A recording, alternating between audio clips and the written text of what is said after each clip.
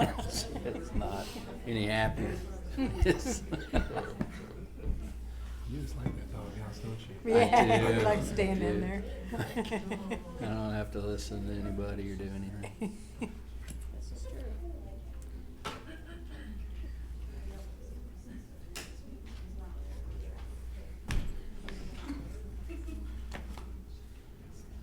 Okay.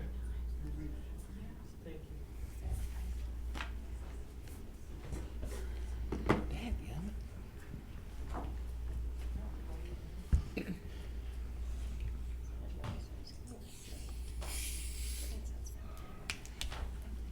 Pretty dirty. Pretty dirty.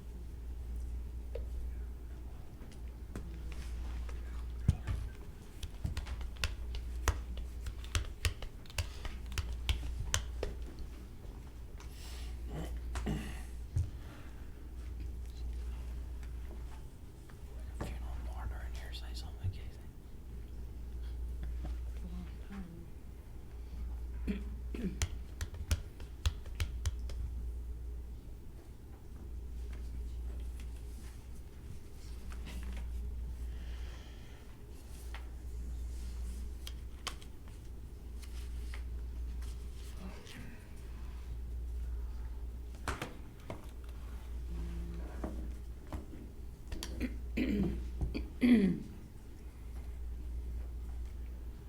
Don't forget Cheryl's meetings tomorrow. Citizens. Yeah. Yep. All right, let's go ahead and call this meeting to order. Brooks, Here. Jacobs. Here. Holmberg, Here. Allen, Here. Lund. Here.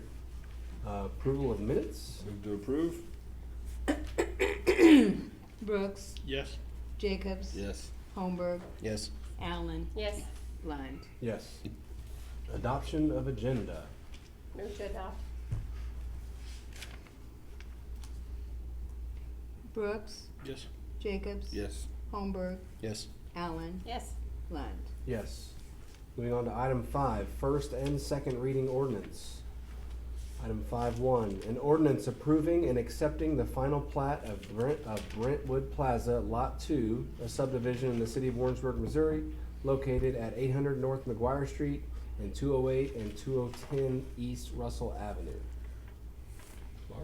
Mr. Mayor and City Council, this is a property, the preliminary plat of Brentwood Plaza was approved in August of 2016, and the first lot, the final plat of the first lot was done shortly thereafter, and then subsequently the Chipotle restaurant was built on that lot.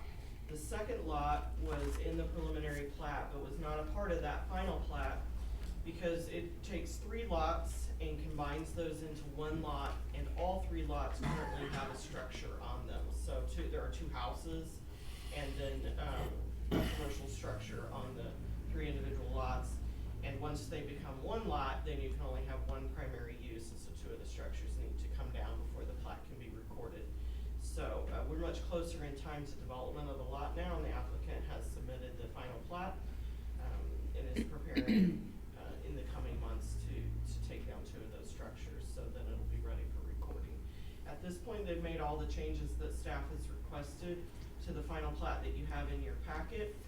We would recommend approval of the ordinance. That ordinance contains one condition, which is that the 2 of the structures be removed prior to the recording of the plat. Planning and Zoning Commission considered this in a meeting last week and recommended approval, and you have their written findings in your packet as well. Staff would recommend approval of the ordinance. Any questions or discussion? Move the said bill be read the second reading by title. Brooks, Yes. Jacobs. Yes. Holmberg, Yes. Allen, Yes. Lund. Yes. This is an ordinance approving and accepting the final plat of Brentwood Plaza, Lot 2, a subdivision in the city of Warrensburg, Missouri, located at 800 North McGuire and 208 and 210 East Russell Avenue. This is for adoption or rejection. Brooks, Yes. Jacobs. Yes. Holmberg, Yes. Allen, Yes. Lund. Yes. Moving on to item 5.2. An ordinance accepting the streets, sanitary sewer, and storm sewer associated with Cahill subdivision Phase 4, lots 158 through 187, for maintenance by the city of Warrensburg, Missouri. Mr. Mayor, members of City Council, staff has completed the construction and inspection of the streets, sanitary sewer, and storm sewer that was installed for this development.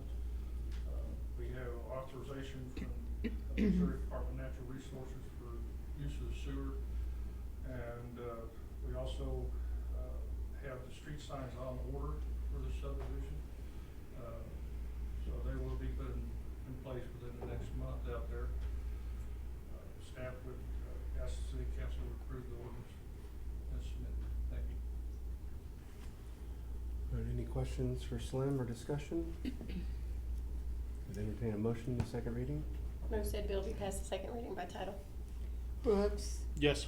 Jacobs. Yes. Holmberg, Yes. Allen. Yes. Lund. Yes.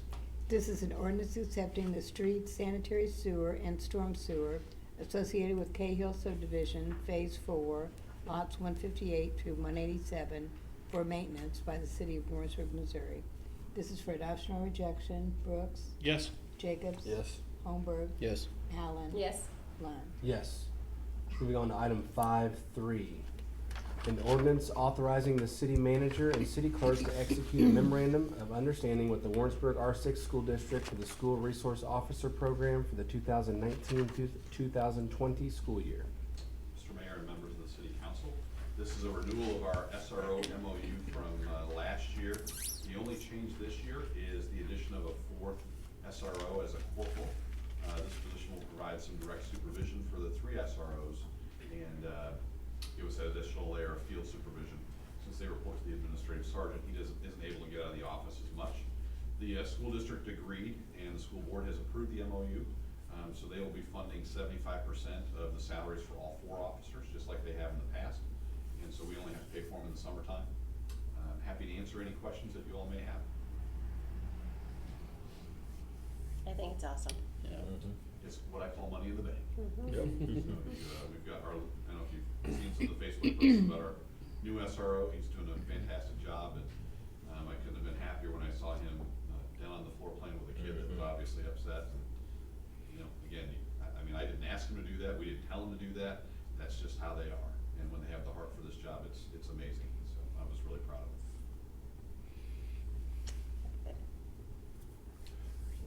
Any questions, discussion? Move said bill be passed the second reading by title. Brooks, Yes. Jacobs. Yes. Holmberg, Yes.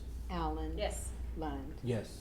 This is an ordinance authorizing the city manager and city clerk to execute a memorandum of understanding with the Warrensburg R6 School District for the School Resource Officer Program for the 2019-2020 school year.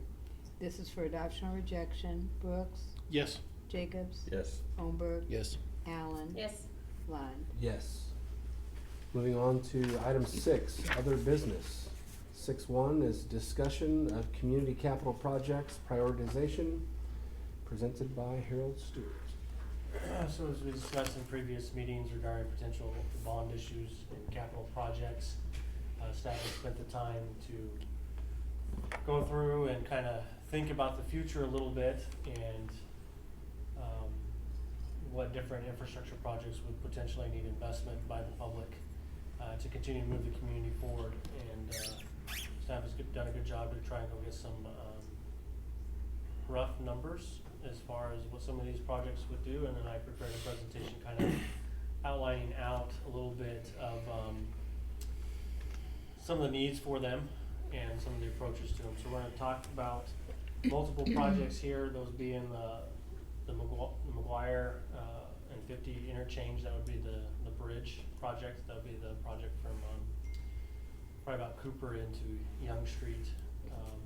As council previously talked about, would be the need for stormwater improvements along McGuire, including it's more than a resurfacing is what staff's recommending, but a replacement of McGuire. We have various other street projects.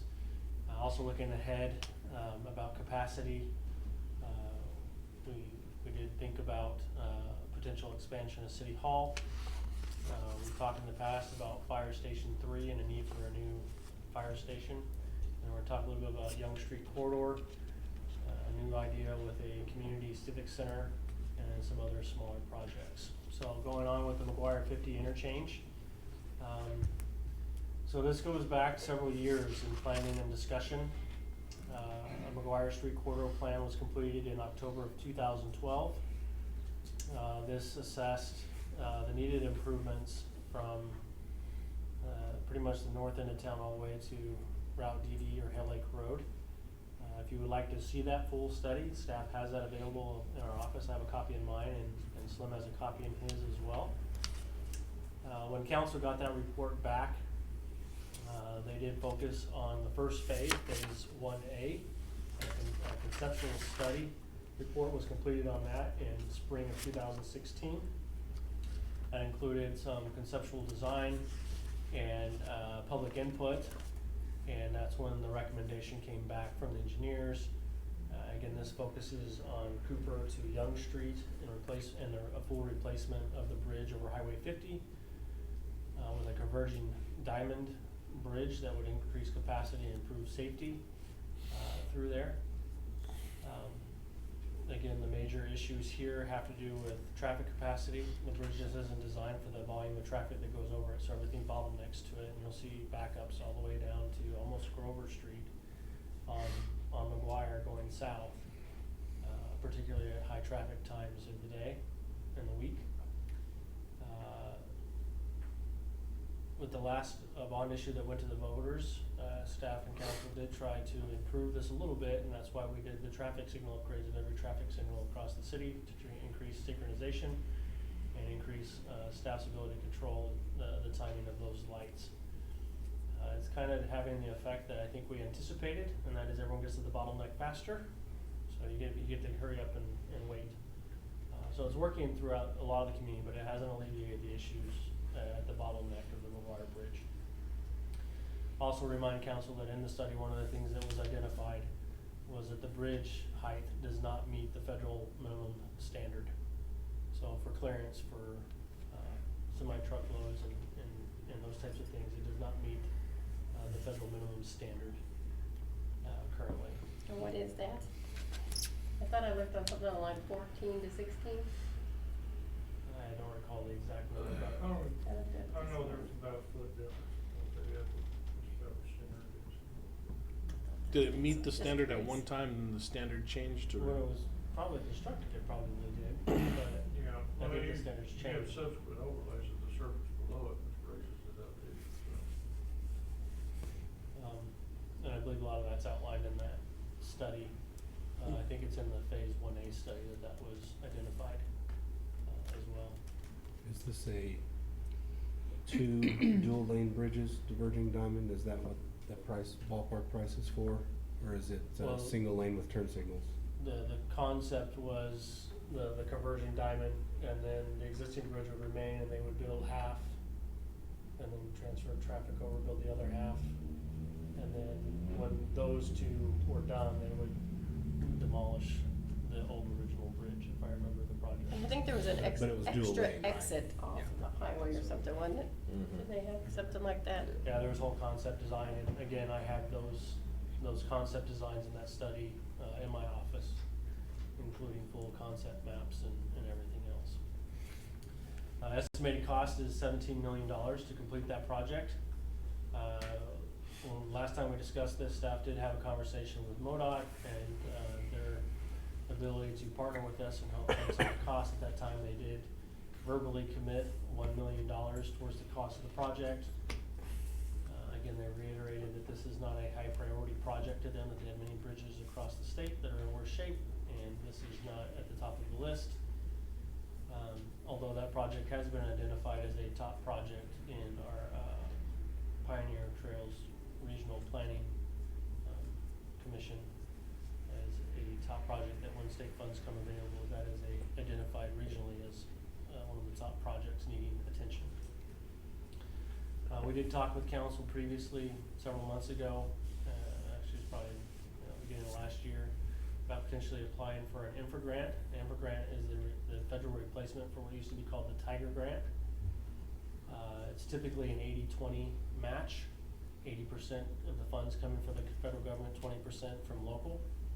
However, given the increased competitivity, most of the projects getting funded, they're seeing a 40% local match. So in anticipation of that, you're probably looking more at a 40% match than you are a 20% match locally. So assuming the money from MoDOT, and if we were successful in getting an infra grant, and there's quite a bit of money to invest in engineering and those types of things just to even apply for an infra grant, you're probably talking $150,000 just to get the application ready and submitted with no guarantee that you'll get awarded any funding. But if we were successful, we would need to go to the voters to ask for 6.4 to 6.7 million in bonds to cover our 40% match, to make that project go. How does the timing on those infra grants work? Can we apply for the grant before we take it to voters, or do we have to do it the other way? They typically prefer that money be pretty much guaranteed at that point, locked in. They don't want to award money to your project and not have it go forward, because again, it's highly competitive. Right. And so they don't want to give it to you and not have it go through and then deny someone else that's ready to go. Any questions on the McGuire 50 interchange? It is a state bridge, correct, because of 13? State does own the bridge, yes. Okay. So do we, I guess if someone's willing to give me a new roof, I'd probably take it without too much fighting. And that's not uncommon. Lee Summit has done this.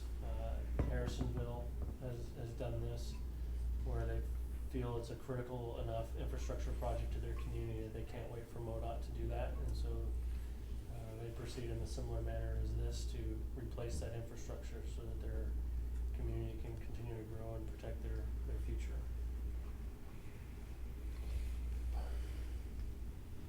Not hearing any other questions. McGuire Street stormwater improvement. So this would be a complete rebuild of the McGuire street. It says Cooper to DD. This is assuming that the community chooses not to move forward with the McGuire Bridge. So this would not include the replacement of the bridge. This would just be a replacement of the surfacing of McGuire from Cooper all the way down to DD. It would also, and it would be replaced with a new concrete road. So we'd have to pull everything out down to the subgrade, repair any potential subgrades, replace the road with concrete, build in storm drainage, sidewalk, curb and gutter, from McGuire all the way down to DD Hell Lake Road. That's an estimated cost of $26.5 million. Is that 1 lane or 2 lane, and does that bury overhead wires and such? I think this is just straight road replacement, existing footprint, existing design, and no, does not include any aesthetics of burying lines or widening anywhere or anything else. That's just replacing the existing footprint because it's at the end of its life, and it's due for replacement. I know 26 million sounds like a lot. I know I'm not saying yes, but I do know stormwater is very important, because I've mentioned, I don't know how many times over there by Wendy's and those areas there by Gay Street's Light, it's water crazy. So I wish we could do something with stormwater in McGuire.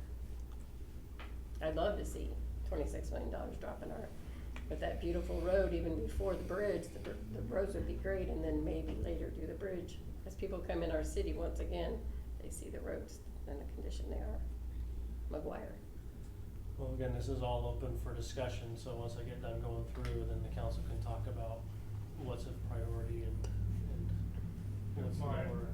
If I might add, those numbers were not, the numbers themselves don't include what we would have to do with the river bridge.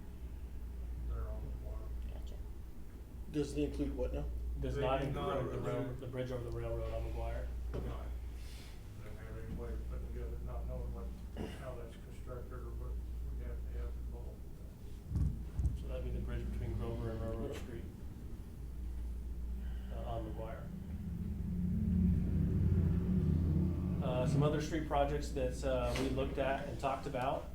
South Main, if if you remember, with some of the citizen concerns, with the Lions Gate project and the need for improvements on Main Street, staff did go look at that, and to improve Southwest Drive to Clark Street, would be an estimated $3.3 million to do that.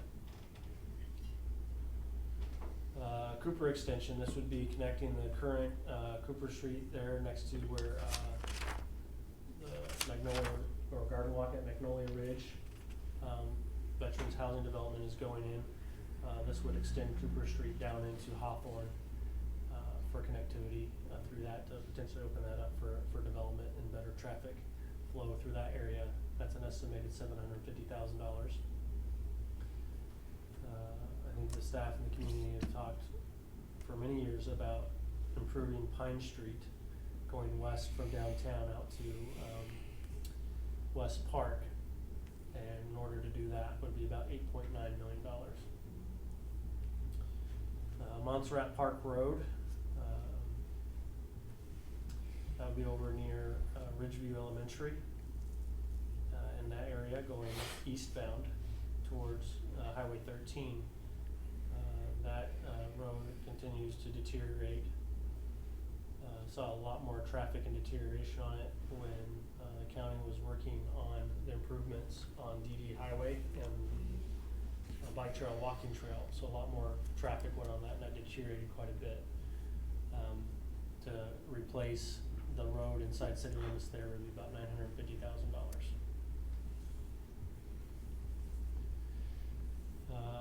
Grandview rebuild, this would be North Park to Cheatham. There's some significant deterioration in infrastructure there as well. That'd be $275,000 to make that repair. And then just in general, this probably isn't really bondable. This isn't something that I would put on the ballot for voters.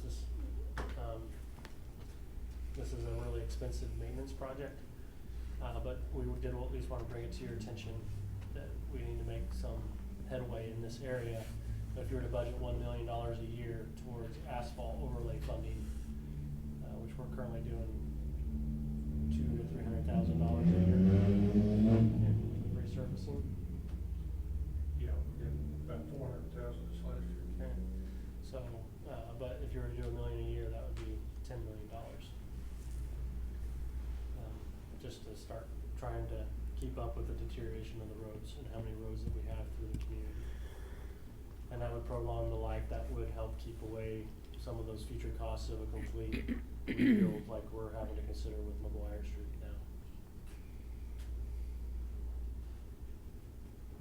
now. City Hall expansion, again, we talked about, we're kind of running out of space, and depending on how conversation is going forward with the potential creation of a new service of rental inspections and those types of things, and staff required to do that. Eventually, at some point, the city's gonna need more space in City Hall. One of the thoughts and ideas is that when City Hall was built, it was designed to add a third floor that was never constructed. And if the council chose to add the third floor, you're looking at what we estimate to be about $6.5 million. That's just in construction costs. That does not include any type of finishings like desks and chairs and phones and computers and all that kind of stuff. That would just be the construction of the shell and the finishable space for that. We did consider some other alternatives. We did consider about potentially building a new Station 1 here in the same vicinity, and that would open up where the fire station is currently for potential expansion. But you're probably still looking at several $1 million in that option as well. Speaking of fire stations, Fire Station 3, we've talked about this several times. Oh, not several times, but a few times. As we continue to grow towards the northeast, in both housing, residential housing, as well as industrial commerce, we're starting to push that NFPA standard of response time. And so staff has spent the last several months developing maps and measuring times and those types of things, and looking at potential concerns with regards to our future trajectory growth, and do believe that we should begin planning for a third fire station.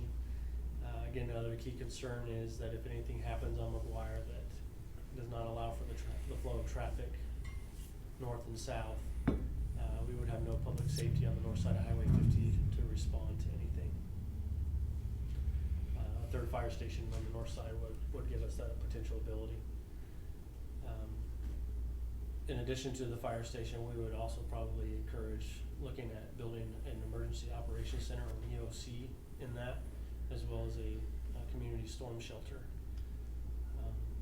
One, those are services that are needed. We just met with the director for the EOC today about their need for a new facility, new space. So I think they are open to having that conversation. And then with the storm shelter, we currently have no existing community storm shelter. But including these two items in there would make the project eligible for potential FEMA funding when that funding is released through our hazard mitigation plan. So that would alleviate some of the cost burden to the community and the cost of building that. But you're looking at an estimated cost of 3.8 to 5.6 million, depending on design features and cost estimates.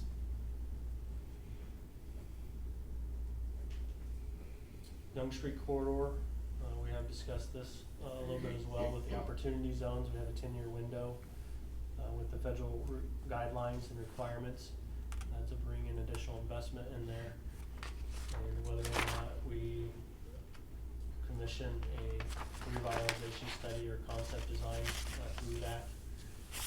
That gives us some data and some numbers for convincing private investors to invest their money in revitalizing that area. Also would probably recommend getting some money for infrastructure.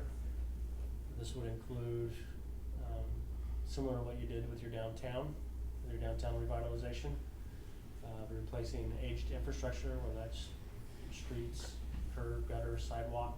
There is need for stormwater installation in there, so similar to McGuire Street, there is no stormwater infrastructure in that area. And so improving draining and those types of things, and maybe even some money for demolition of existing buildings, depending on what that concept plan comes out with, to help get rid of some of those costs on behalf of potential investors and developers to spur growth and development within that 10-year window.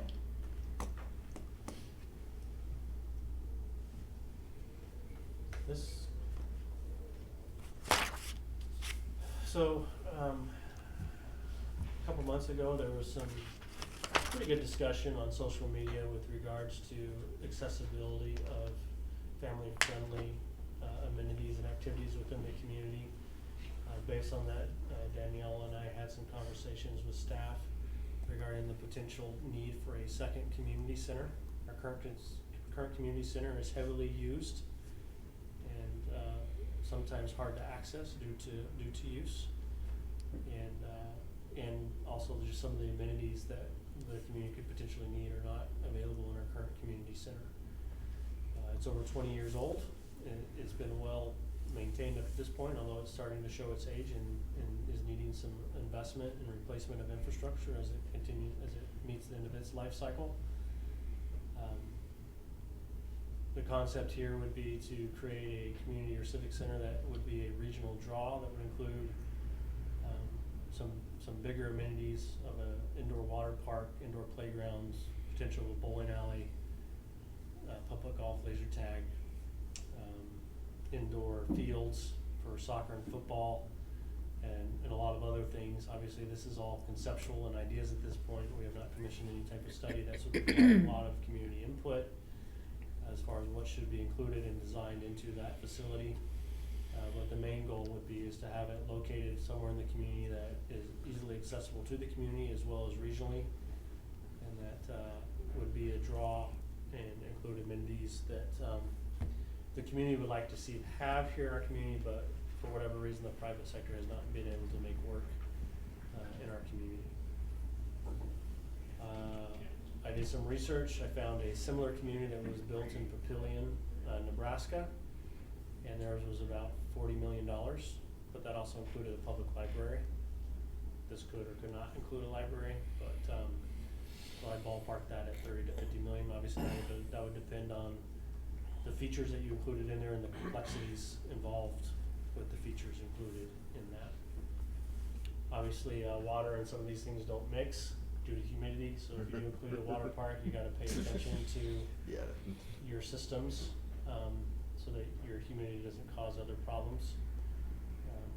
So you're looking at, having zones within the building that are controlled by separate systems to be able to do that, especially if you're talking about a bowling alley and a water park in the same facility. Yeah. They're gonna have to be on separate zones and probably a buffer in the middle with humidity control to keep that from transferring. Or it could even include, you could go with a campus style type thing where some of them may even just kind of be in separate buildings but located near each other for ease of accessibility. There's lots of different potential options there. Some other smaller projects that staff discussed as potential bondable issues would be continuing to extend the DD bike trail, and this would be getting us access over McGuire and heading west down Hale Lake Road. But the key right now would be how you get across McGuire Street safely. And so our estimated cost on that right now is $300,000.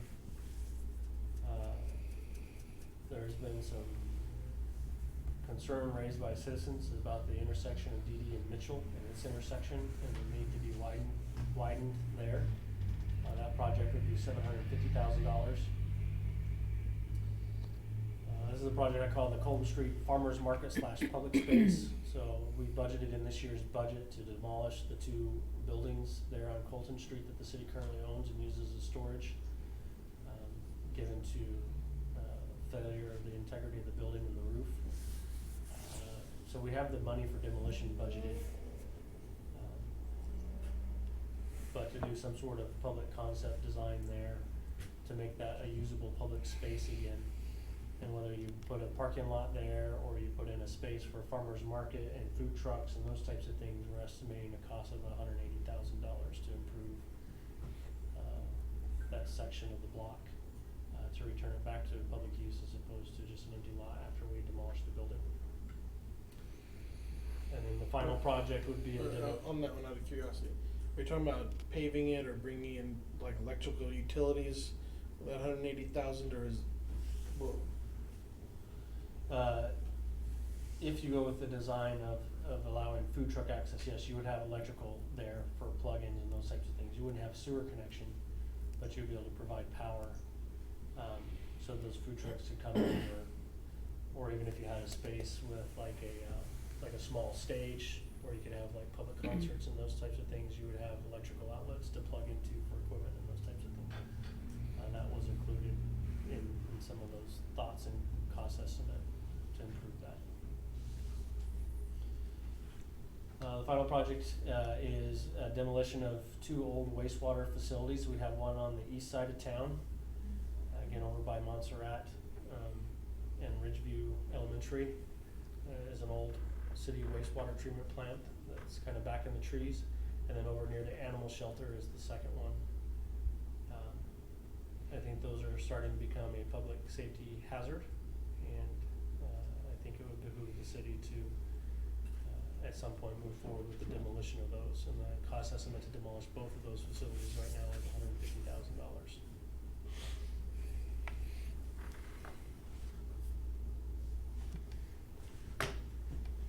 Questions and discussion.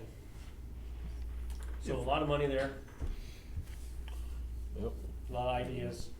I appreciate immensely the ideas. I've been talking with folks in the community, chamber members, Main Street, my granddaughter, important people, about these projects, and so I appreciate having a little cleaner idea. I appreciate staff's time of putting it together. And the community center, I'll drink all my coffee there, so that's gonna help. No, but it is, it's a lot of thinking, different directions too. Community versus stormwater, and all of them are needed. or wanted anyway. Yeah, I think fire personally- station would be great. I'm not saying that's number one on my list, no way, but I think that's kind of a no-brainer to get to that side of safety for, you know, there's all of them I love, but I think that is one that sticks out to me a little bit. As I'm a road person anyway, I like roads, and I think fire station's kind of something we're gonna need to look into. I think for me, the bridge is probably number one, and then the fire station would be number two. The community center sounds like a really great idea, but I think there's a whole lot of financials in there that are additional financials on top of the 30 to 50 million of building the building. Cheap part's always building the building. Yeah. It's staffing So- and maintaining it afterwards. Yeah, and I mean, if you're talking about a bowling alley, you're talking about a whole nother level of maintenance that you gotta hire somebody who knows how to do that, you know.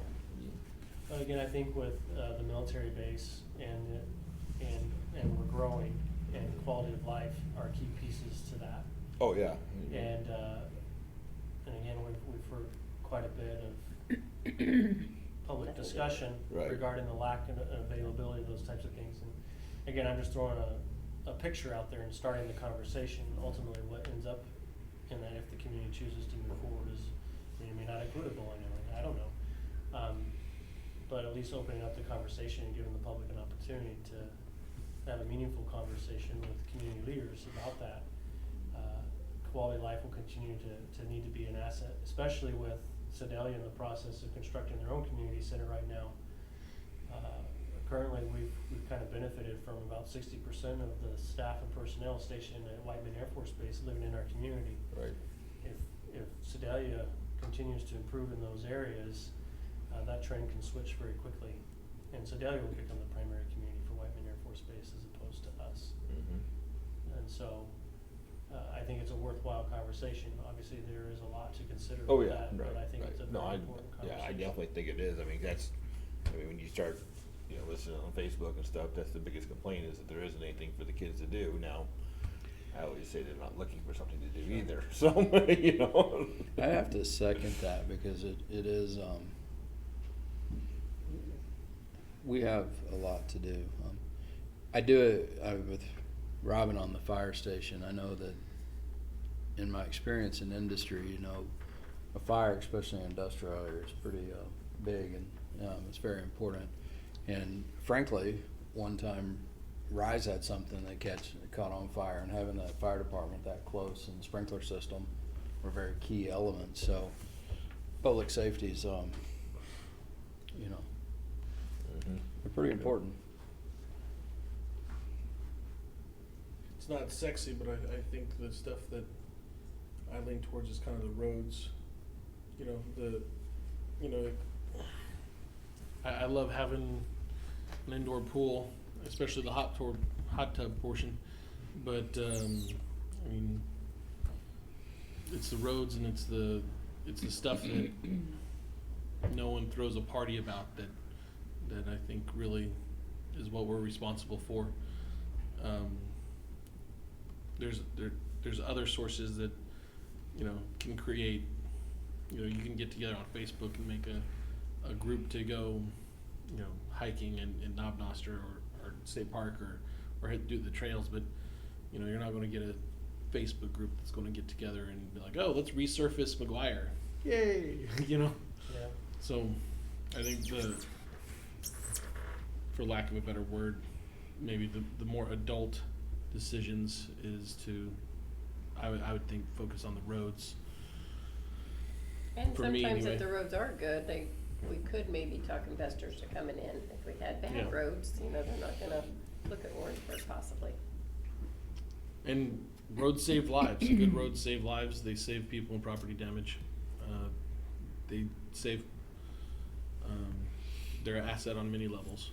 You know, if you have good roads, it's easier for the fire department to get around. You have good roads and good drainage, then your roads last. Or you have good storm drainage, that means your roads last longer. And people's basements don't flood. You know, their yards don't wash away. So that'd be my primary focus, is getting finding the money for the overlays and the boring stuff first. I think this is just the start of this conversation. You know, we'll be talking about this and hopefully putting together likely a package of an assortment of these. You know, comparing that to what our bonding capacity is and what the community has an appetite for to finance. Some of these are in dire need, and some of these are wants but needs to be competitive in the region. And so I think all these need to be considered and talked about, and kicked around in the coming months to be able to put together something that we can get approved, but also sets the city up to be in a place that we want it to be in the future, and figuring out how to fund that. So, any other questions for Harold? What do you want as far as next steps of conversations? When do you wanna talk about this, and what information do you need from staff to further your conversation? I would like to have maybe a mini session similar that we did in April when we onboarded. Is, you know, give us some time to think through it. I'm talking to folks, so, but, that's what I would like. I'd like- some of the details and the conceptual drawings on some of them, you know, not to bury us with a 100-page report, but just, you know, a couple pages of the conceptual drawings and breakout of pricing on some. And I think we should take that and compare it to the results of the community survey next month, or a month and a half, and use that as a guideline for where we drive this. And are we thinking the voters in 2020 going, after we discuss what we think is, put two good things on the ballot that we hopefully will pass? That's a conversation for council on when the appropriate timing is for this. Right. We do anticipate a significant bond issue by the school district in 2020. I believe Parks is discussing a potential 1/8 cent sales tax on the ballot as well. So that would be a conversation for council as far as appropriate timing for that. Because I think Matthew or somebody said there's 2 times in 2020 that we could put something on, right? Not just one? Only once, that there's a time that school does it, Parks, and then we could do another time for voters. Yes. Yeah. Because obviously we don't want to go up against the school boards. In 2020, you have the most tries at 3/5 vote, which is a little bit better odds than the off year, than the odd year election. Would it be helpful to do a refresher and having the engineering firm come in and give an update on the 2 studies that were done for McGuire with the full corridor and the Yep. phase 1A? Although I will tell you that, that will be somewhat of a challenge because the lead engineer on that is no longer available. I think we could probably get Corey to kind of HDR. But if you like, we can schedule a work session and have them come in and go through that as a refresher for council, since most of you weren't on the council and a lot of those studies were completed and presented to council. Would that include the bridge as well? Yeah. And if That'd be helpful. Matthew could kind of go over and get a little bit more detail on how we could fund things and what that would look like, because there's a lot to the funding on these, more than just let's throw a bond out. I mean, that's a big part of it, but also I guess you as well.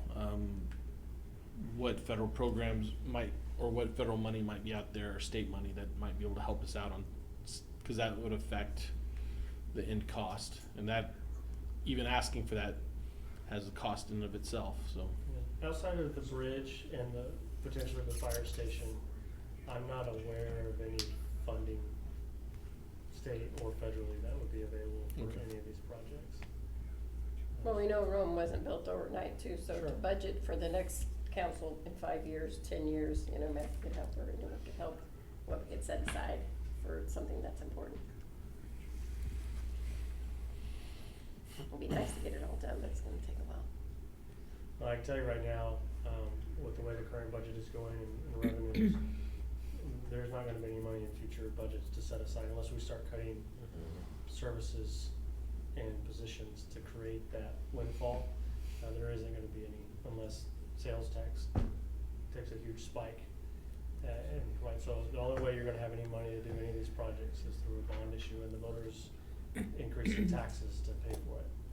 So that's why most of these projects are infrastructure.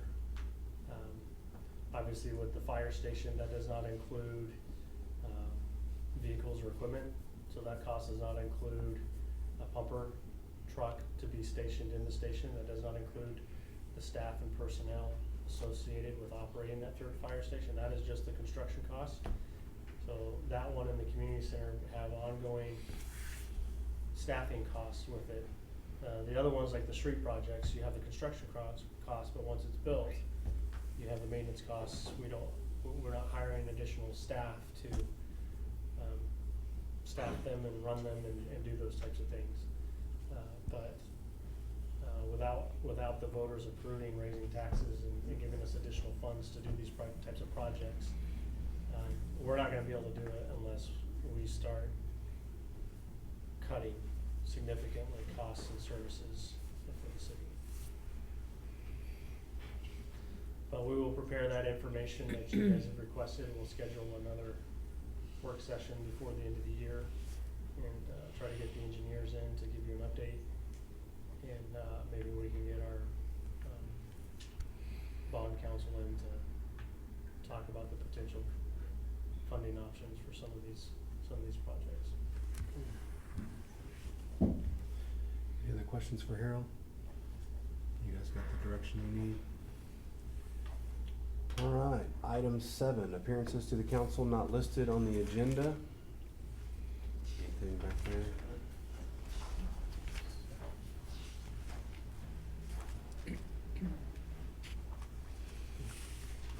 All right, nobody signed up for that.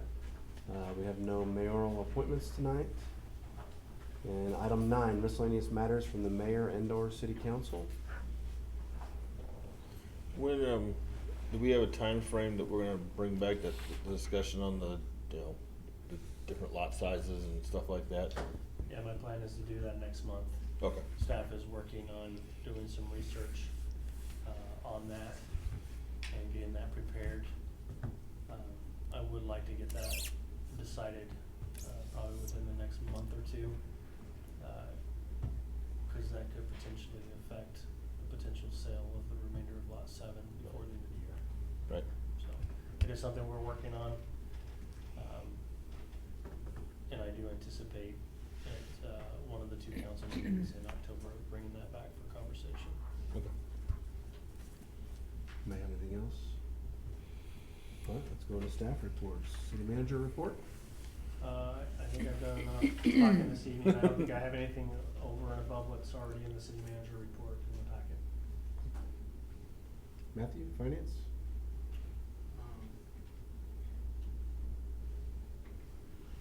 We have the audit coming up. We have the preliminary audit on the 30th, so they'll come in and we'll just start kind of getting some paperwork together for our auditors. And then hopefully they'll be back middle of November to do the complete audit.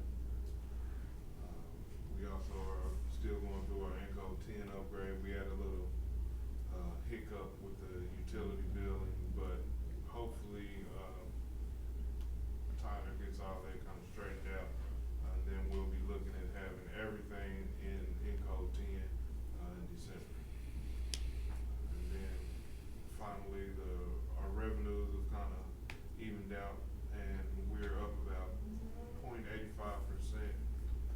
on the budgeted numbers, so we're right on the budget. So what we budgeted for sales tax, which was $4,280,000, it looks like we're gonna hit that mark.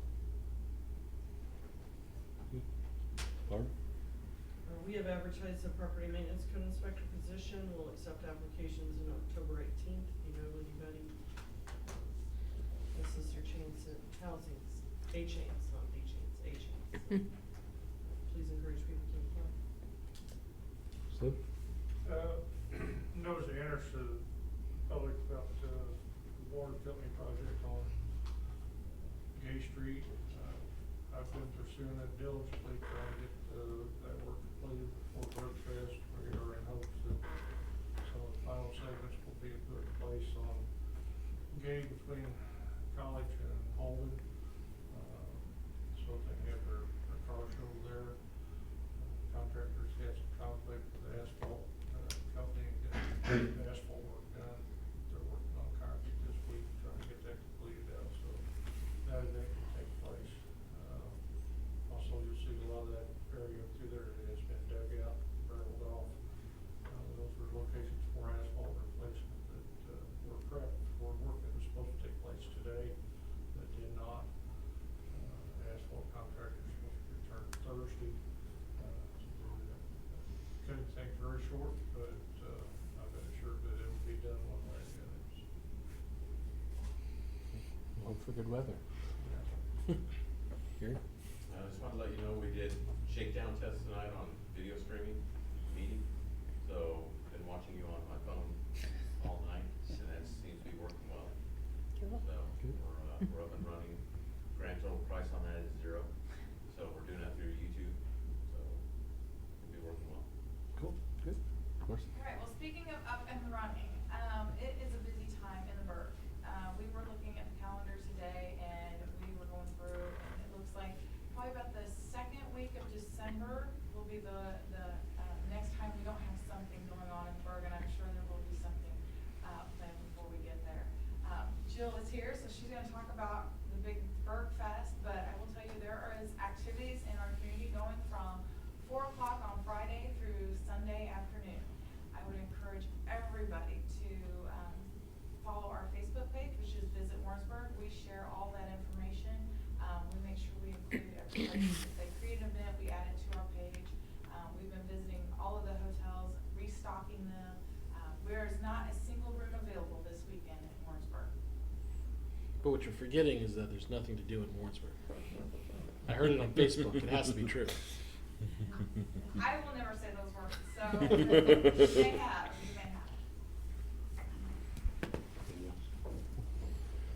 Jill? So as Marcy said, the big festival is this weekend. We'll start setting up on Thursday evening at 5 p.m. And we will work through until Sunday morning when we tear down, starting at 8 a.m. I appreciate everybody in this room. So many of you are partnered with us, are helping us, have sat in the meetings with us, and so everything seems to be going relatively as smooth as it can at this point. But if you have not had the opportunity to sign up to volunteer, I would encourage you to take that opportunity.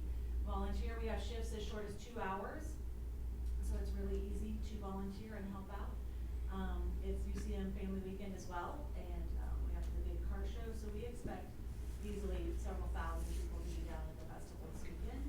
Cross your fingers, do a rain dance, whatever you need to do to have the rain hold off, and I appreciate everybody's support. How are you? Go ahead. How are you coming on volunteers? Are you doing all right with that? I'd say we're about halfway to where I want to be. So we can move some stuff around if we need to at the last minute. We're flexible that way, but we still could use some more volunteers. I think I saw Scott's name and my name on about getting into a dunk tank. Did I see that correctly? That's right. So if you want to get that out to the public, that if you're mad at us for any reason whatsoever, you get a chance to donate a couple of dollars to, I think it's, what is it, Ridgeview? It is Ridgeview PTO. So, get a chance to donate a couple of dollars and dunk I it. know, And you in said on you that did tank, it or- when you were I did when I was mayor. mayor. No, so I'm hurt. No one even Robin asked said me. never it was again. an email sent out to the council. So, yeah. I challenged you on Facebook, so I'm You down. were I ain't challenged. never scared, boss. Hey. all right, well, go do it then. Yep. I'll Right, no, dig through I'm and find that one. looking forward to having some fun at Bergfest. So, yeah. Greg, what's going on in the world of HR? We're just trying to fill all the positions we have so we can cut back on the overtime spending that's been going on. We're going to be testing for 2 captain's positions on the 15th and then hoping to hire for the 2 empty spots by the 20th of October. That's it. Got a lieutenant process this Friday, so we're looking forward to that, and hopefully getting a new patrol lieutenant pretty soon. A week from Wednesday, October the 3rd, I think that is October 2nd is National Coffee with a Cop Day. So if you guys get a chance between 7 and 9, come out to McDonald's and I'll buy you a cup. Anything else for the good of the cause from this group? All right, thanks everybody. We'll call this meeting adjourned.